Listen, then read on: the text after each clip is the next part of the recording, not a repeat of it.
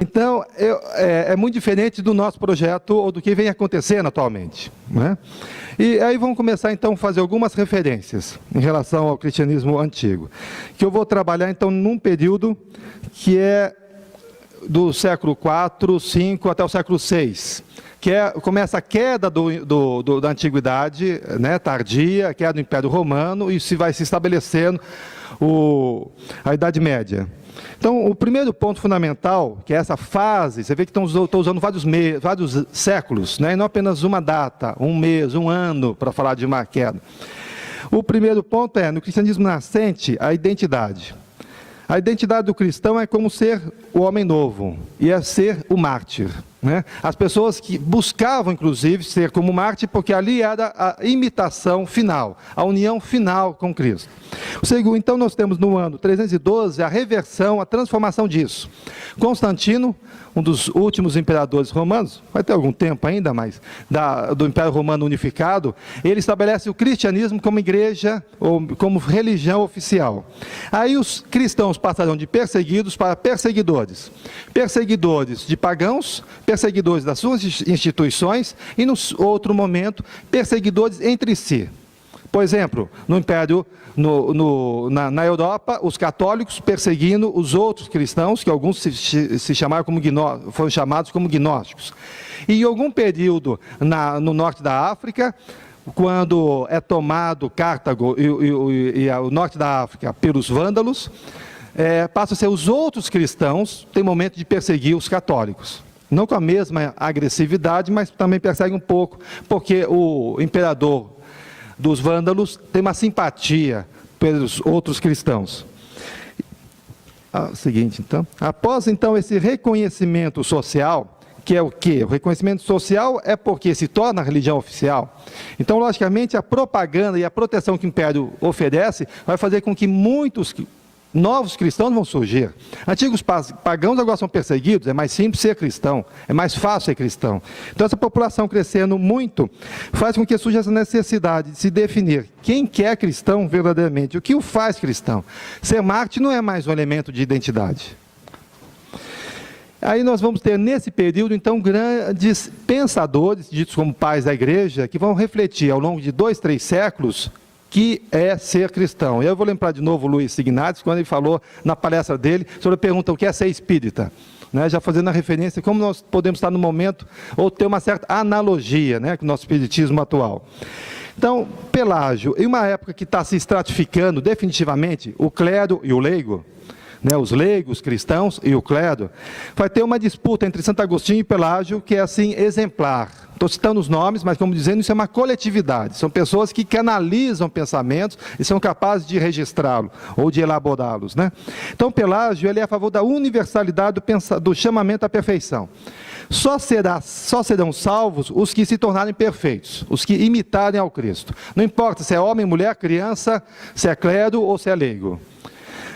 E tem que se tornar perfeito, tem que buscar a perfeição, tem que se tornar de fato homem novo. Santo Agostinho, na sua crise existencial, ele cria uma outra ideia, que vai se tornar inclusive a base fora da igreja na salvação, né? Aí no caso, de forma partidária. Santo Agostinho não está trabalhando com a igreja católica, ele está trabalhando com a noção geral de cristianismo. Mas é a universalidade cristã da graça. Então a comunidade cristã, ela é imperfeita e as pessoas continuam morrendo imperfeitas. Então ela não vai se tornar perfeita, a perfeição é impossível. Então não adianta, é impossível buscar o ideal do Pelágio. Se ela é imperfeita, como seremos salvos? Seremos salvos porque somos todos cristãos. E por que nós somos salvos sendo cristãos? Porque a providência divina, que conhece toda a história, onisciente, onipresente, já sabe de antemão quem vai ser cristão e quem não vai ser. Consequentemente, é uma graça divina nos tornarmos cristãos. Eu imperfeito, porque é algo que é um determinismo, né? Como um leigo, vou ser imperfeito, vou estar salvo. O clero, tentando ter uma outra atitude, vai ser salvo do mesmo modo. Então a sociedade em si é a comunidade cristã é a maior perfeição possível diante do que seria o que chama de cidade celeste, né? O mundo espiritual, né? Usando um outro termo para nós, mas que essa é a realidade possível. Então, a perfeição não é possível. Bem, isto eu vou fazer algum comentário, tentando ser o mais rápido, vou fazer uma coisa que não é muito habitual, vou tentar ler. A relação com o espiritismo atual, né? Os primeiros espíritas na França também se viram como mártires. Nesse caso, mártires das ideias. Há várias comunicações relatando dessa forma e se vendo desse modo. No Brasil, a perseguição social por parte da Igreja, muito mais do que pelo Estado, na época do Império Romano e do cristianismo, foi sentida intensamente e exigindo sacrifícios dos pessoais de muitos espíritas até meados do século XX. Nos últimos 45 anos, o espiritismo experimentou no Brasil um crescimento acelerado e um reconhecimento social sem precedentes. Podemos usar como marco o pinga-fogo, como está se cristalizando na história, mas sem dúvida alguma, os 45 anos temos uma liberdade muito maior. Essa relação, vamos ver inclusive o fervor dos primeiros espíritas, eles se diziam apóstolos. Né? A ideia do Pelágio, de ser perfeito, e dos primeiros cristãos, inclusive. Se alguém lê um número da Revista Espírita, que vai ter a Epístola de Erasto aos Leonenses, lá tem a epístola dele, chamando esses primeiros espíritas de apóstolos, né? De discípulos. E os próprios membros, nos grupos espíritas que Kardec passa, que o recebem, se dizem apóstolos. Há lá um presidente de um grupo que ele diz, sou espírita há 2, 3 meses, mas ele fala que ele é apóstolo do espiritismo. Né? Essa relação é muito diferente de hoje nós. Eu nos vejo mais próximos da visão de Santo Agostinho, uma sociedade imperfeita, mas será salva porque ela em si crê, do que a visão obrigatória de Pelágio, sede perfeitos para estarem salvos. Há outro que é a mudança as mudanças devocionais, de devoção. Né? Se você não tem mais a ideia de se identificar por ser mártir, o que faz eu me identificar? Então, uma devoção. As novas modalidades vão se refletir, ou vão estar presentes em diversos modos. Um é a criação de um universo cristão. Eles estão agora ligados ao poder e podem criar um calendário. Né? Substituição de comemorações pagãs por comemorações cristãs. Temos o próprio data de Natal. E outras tantas datas que vão estabelecendo que são de nascimento ou morte dos mártires. Os mártires locais ou regionais. O outro item que vai ser ao longo dos séculos surgindo, essa devoção a esses mártires se tornar uma adoração dos restos mortais, as relíquias e um tráfico dessas relíquias entre as igrejas. Porque ter uma relíquia na sua própria igreja, de um mártir que você considera que está na sua região, isso cria um elemento de tradição. Né? Tem uma ascendência sobre outro grupo que é pobre, não tem tradição nenhuma, não tem nenhum mártir que o representa, ali ninguém morreu, ali não é um solo arregado pelo sangue, né, do sacrifício. Bem, esta relação a gente vai ter hoje, de certo modo, e já presente há um bom tempo, que é a questão de identificação, de devoção a espíritas. Isso já há muitas décadas, há uma certa desconfiança por parte de espíritas, onde há centros nos quais tem a figura do Bezerra de Menezes, do Edir Barçanufo e etc. Nos anos mais recentes, é um processo de criação, de formação do nosso primeiro mito espírita público, que é Chico Xavier. E aí as desconfianças por parte de espíritas é ainda maior. Essa é uma criação de uma nova identidade, é óbvio. Qual que é a identidade de ser espírita? Não é mais ter o mesmo sacrifício, ou ser identificado pelo povo, ou pelos católicos, ou ter que participar, como Eurípides, as famosas lutas, né, verbais públicas com o clero. Nenhum padre mais vai chamar um espírita para debater em público. Então, quais são os elementos? A adoração a terceiros, a outros espíritas que passaram antes de nós. E eu vou chamar o próximo item de busca por hegemonia, como é um processo complexo. Né? E o primeiro item nessa busca por hegemonia é uma corrupção do poder, né? Revelada ou denunciada por parte dos próprios cristãos.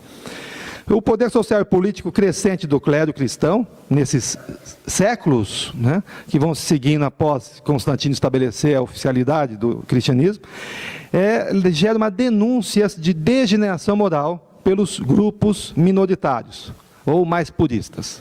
Lógico que o grupo hegemônico não vai ter isso registrado, mas os grupos minoritários, ou aqueles que também se dizem minoritários, acreditam querem mais uma pureza doutrinária, vão acusar aos outros dos tais grupos que estão se estabelecendo como hegemônicos, como sendo corruptos e degenerados.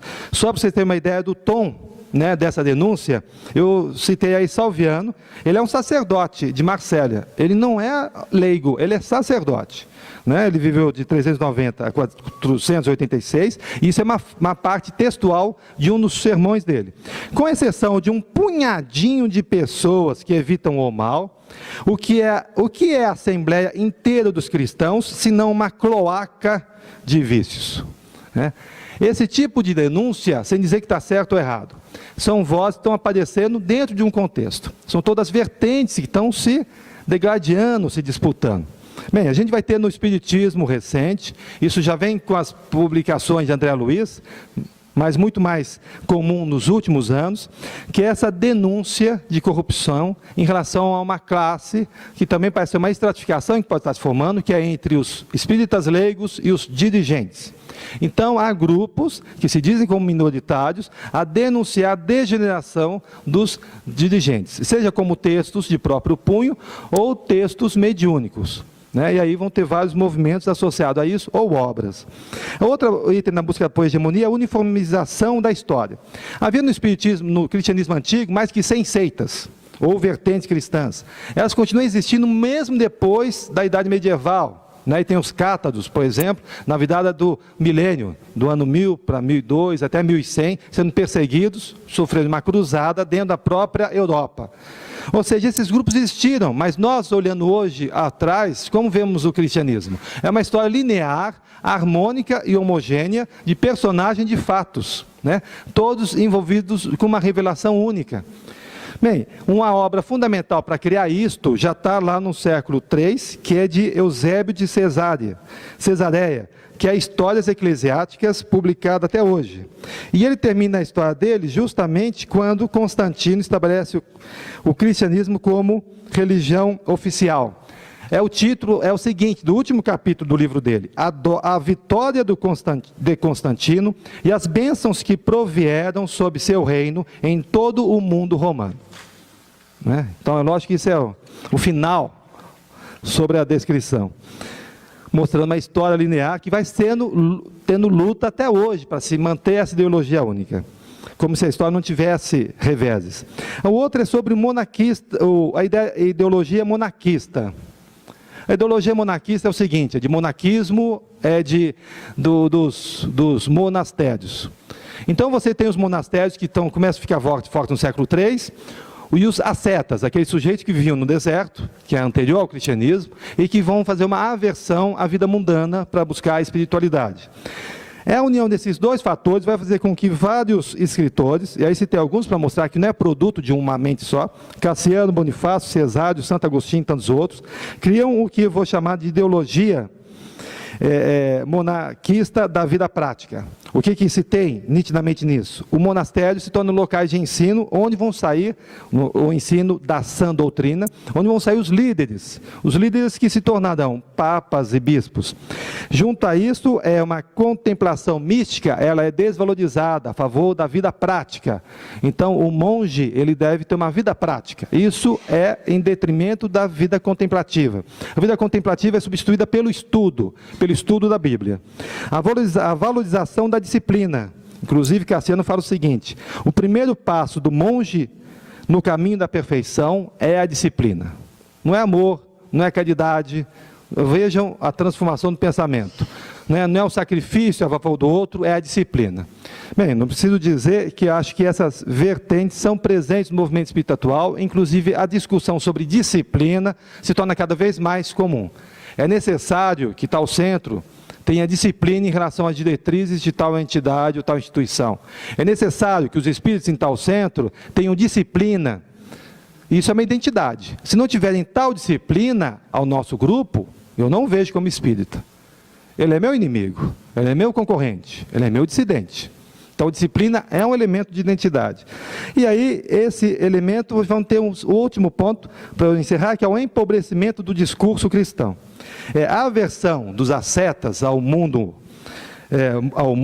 né, é transformada em uma aversão a todo mundo pagão, incluindo a cultura que esse mundo tinha gerado, que é a antiguidade. e vai então se restringir cada vez mais o discurso cristão dentro do contexto bíblico. Todas as interpretações ou argumentações vão ser feitas em torno da Bíblia. Utilizar recursos de filosofia dos filósofos gregos ou dos senadores romanos e assim por diante se torna sacrilégio.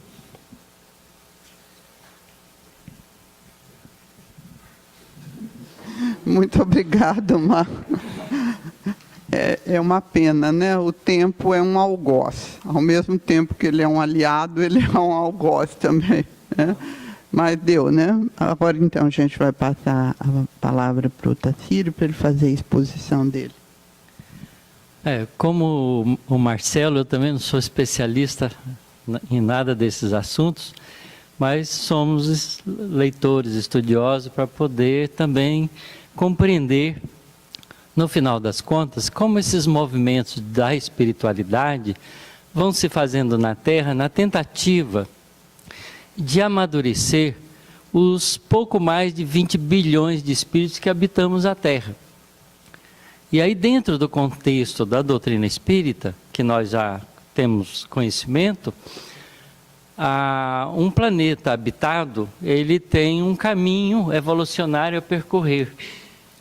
E, obviamente, a gente começa num processo muito bruto do desenvolvimento do princípio inteligente na fase animal, nas fases mais primitivas, passando, então, para a consciência de si mesmo na criação do espírito propriamente dito, e o acordar desse espírito ao longo de um processo lento de conquistas, até a própria concepção de uma realidade espiritual transcendente. Então, o movimento espírita surge na Terra exatamente como um esforço adicional, provavelmente ainda vai ter outros esforços no futuro mais distante, na tentativa de fazer com que esse grupo de espíritos que habitam esse planeta e que vão progredindo, experienciem com uma consciência mais aguda uma realidade espiritual que é permanente. Então, é claro que nesse processo, vertentes diversas vão surgindo, justamente porque o nível de compreensão é fracionário, parcial, e vai criando correntes de adeptos. E a gente então vê esse fenômeno acontecer no cristianismo nascente, nas diferentes vertentes que existiram, com diferenças de interpretações dos ensinamentos cristãos e também com interpretações do próprio líder do movimento de espiritualização da Terra, que foi Jesus nesse contexto, e com as concepções fracionadas que aqueles espíritos daquela época, que éramos nós mesmos, encarnados naquele tempo, muitos de nós, vão fazendo disso. Então, você vai criando vertentes de interpretação diferente, inclusive de interpretação sobre a figura de Jesus, como sendo um homem excepcional ou um Deus descido das regiões celestes. E aí esse processo de divinização é discutido, cria-se correntes diferentes. E a gente vê que esse processo também se repete no movimento espírita. Curiosamente, nós, no movimento espírita, especialmente no Brasil, atingimos um amadurecimento de aceitação da comunidade social muito grande. E é justamente nesse momento que os riscos começam a aparecer, porque ficou interessante ser espírita. Há alguns, talvez décadas atrás, ser espírita era uma coisa de raridade, mal compreendida e interpretada de maneira agressiva. No momento em que os conceitos espíritas e a própria atividade espírita toma posição no meio social de reconhecimento, fica elegante ser espírita, vira moda, não é? E aí todo mundo quer ser espírita. E certamente que isso também vai criar vertentes. Nós já vimos, por exemplo, no nascimento do espiritismo, algumas vertentes aparecerem, como a metapsíquica, que era uma tentativa de interpretação do fenômeno mediúnico ou de manifestação dos espíritos, interpretado à luz de uma ciência materialista, tentando negar o mais possível a presença de uma entidade espiritual transcendente, para explicar com uma fisiologia não compreendida do próprio ser humano, que ainda é o grande desconhecido do próprio homem. E outra vertente que a gente encontra no movimento do Espiritismo é exatamente essa corrente que surgiu mais ou menos na época de Jesus, que não foi muito desenvolvida, mas acabou ganhando no Brasil uma importância grande, que é a baseada nos 4 evangelhos de Rustem, onde interpreta a figura de Jesus de uma maneira diferente, porque toma uma lei de evolução diferenciada daquela que a doutrina espírita, codificada dentro das obras básicas, principalmente no Livro dos Espíritos, mostra como uma teoria de evolução natural. Então, no rostanguismo, por exemplo, a gente vê que o princípio inteligente se desenvolve na fase animal, passa para a fase espiritual, e na fase espiritual ele não precisa mais, em princípio, inicialmente, ter uma vida física, ele pode progredir no mundo espiritual. Mas caso ele cometa a insensatez de um espírito iniciante, não é? De se orgulhar, de se envaidecer daquele progresso que ele tem, e de certa maneira começar a confrontar a ideia de Deus, então ele é punido de alguma maneira, porque a partir daí ele tem que fazer o processo de continuidade evolucionária através do processo encarnatório. Então, a interpretação de Jesus como um espírito que não teve corpo de carne e osso, fica natural dentro dessa teoria de evolução, diferente do docetismo, que divinizava logo Jesus, mas porque ele, tendo sido um espírito que evoluiu direto, sem precisar de encarnar nunca, porque ele não caiu na besteira de se envaidecer, então ele é diferente.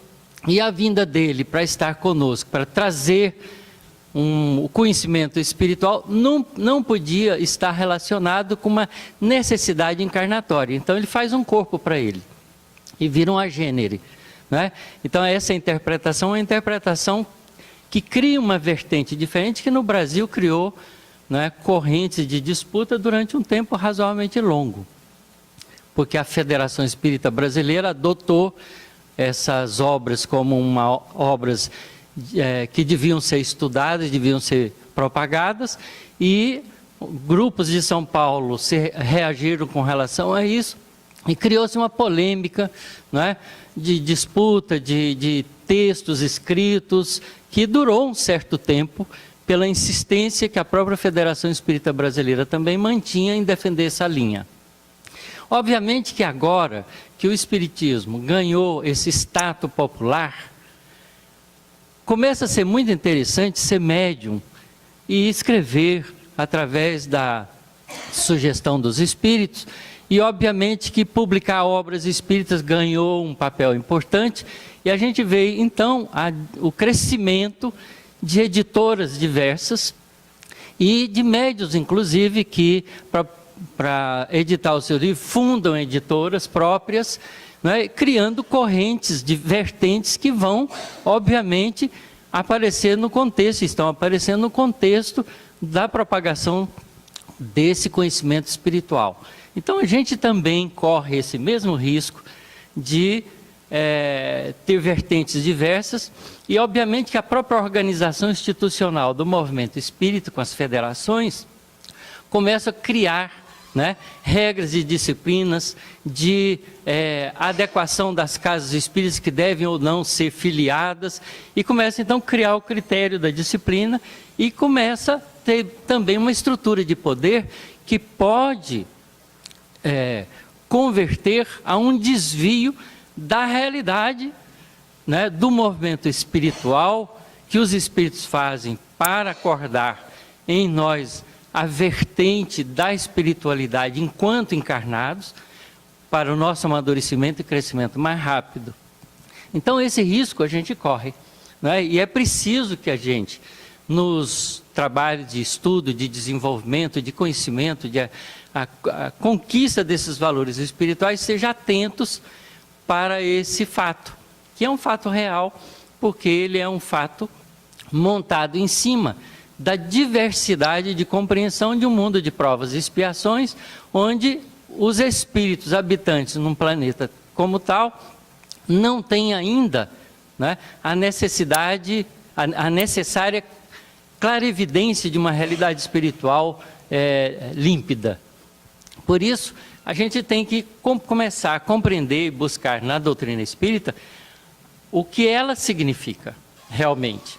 Qual é o propósito que os espíritos, né, e que esse planejamento de evolução espiritual da Terra quer no processo de trazimento do conhecimento espiritual, muitas vezes antecipando etapas, e justamente para acelerar o processo de desenvolvimento espiritual do maior número de espíritos que habitam um planeta como o nosso.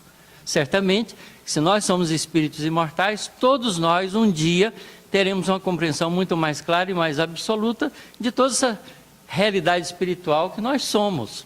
Mas isso é uma conquista ao longo do tempo, e mais do que isso, é uma conquista de indivíduos que estão inseridos numa coletividade, que certamente vão fazer representações momentâneas de uma sociedade que vai progredindo.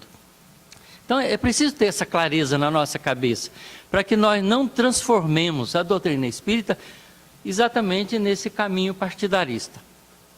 Então a doutrina espírita tem que ser entendida como a ciência da realidade espiritual, no sentido em que ela trata do espírito propriamente dito, e da sua relação com o mundo físico, mas das leis que regulam a vida espiritual.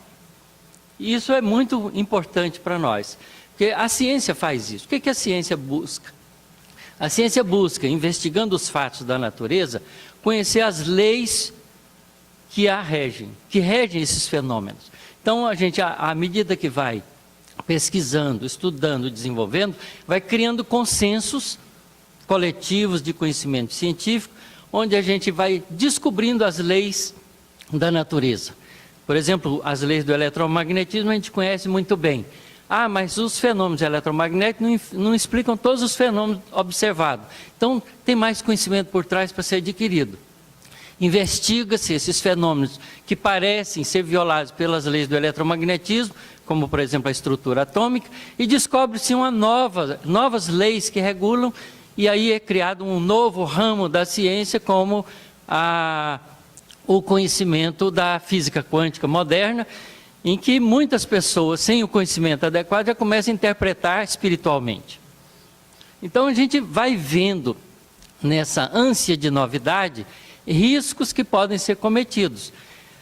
E isso só pode ser prevenido se nós tivermos a coragem de fazer aquilo que Kardec propõe: revisões regulares, com sociedades que estudam, que buscam conhecimento e que são capazes do diálogo, de fazer o diálogo, que é uma coisa muito difícil, porque dialogar, a coisa mais importante do diálogo é saber ouvir. A gente acha que é saber falar, não é? Então há um conflito nesse propósito. E a gente vai vendo, então, regras, não é, humanas sendo colocadas dentro de uma disciplinação, de um trabalho de movimento que vem do mundo espiritual para o mundo de cá. Então a gente tem duas coisas para pensar. Há um espiritismo, que é o conhecimento da realidade espiritual, trazida pelos espíritos através dos mecanismos, dos dois mecanismos que estão bem respondidos na pergunta 19 e 20 do Livro dos Espíritos, que é aquela do avanço da ciência, mas também da revelação espiritual. Essas duas coisas se conjugam para o nosso avanço. E é preciso, então, que a gente esteja atento para esse tipo de fatos que vão acontecendo no nosso meio. E ter a abertura de estar sempre reaprendendo. Bom, nós estamos abrindo agora para as perguntas. No presente século XXI, né, dentro do Brasil e da América Latina, existiria aproximadamente quantas quantas vertentes da doutrina espírita?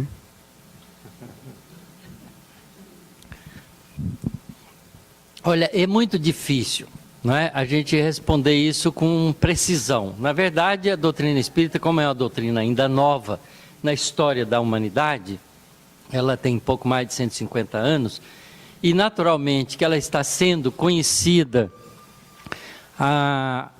por países que ainda não tiveram muita oportunidade da facilidade desses conhecimentos.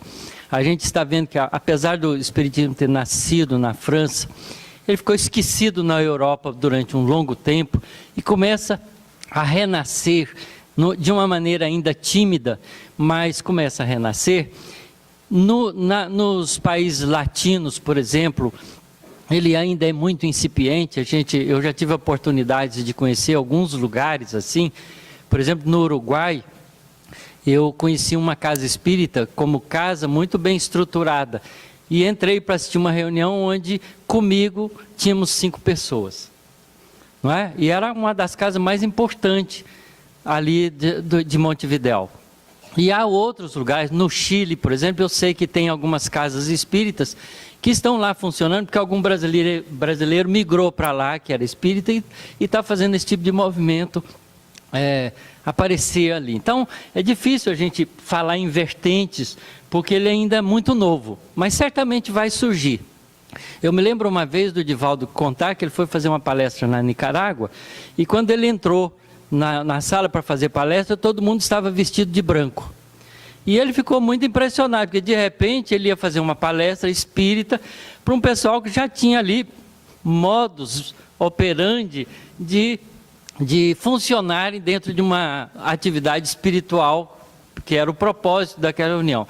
Depois é que ele foi descobrir que aquele era hábito popular, das pessoas vestirem de branco daquele jeito mesmo, no dia a dia da vida, tá certo? Mas a primeira interpretação é de que ali tinha uma regra mítica de se apresentar. Então, a gente não sabe ainda direito se existem muitas vertentes, mas certamente elas vão aparecer, isso é natural, principalmente por causa do efeito da ação mediúnica através de médiuns diferentes que podem criar sistemas próprios. Então é preciso que a gente tenha essa visão do que realmente representa a doutrina espírita. No meu ponto de vista, né, acho que a doutrina espírita, o conhecimento espiritual vem para espiritualizar todas as atividades humanas, inclusive as religiosas. É esse o propósito, é de fazer a gente realmente encarnado pensar como ser espiritual. E isso leva tempo.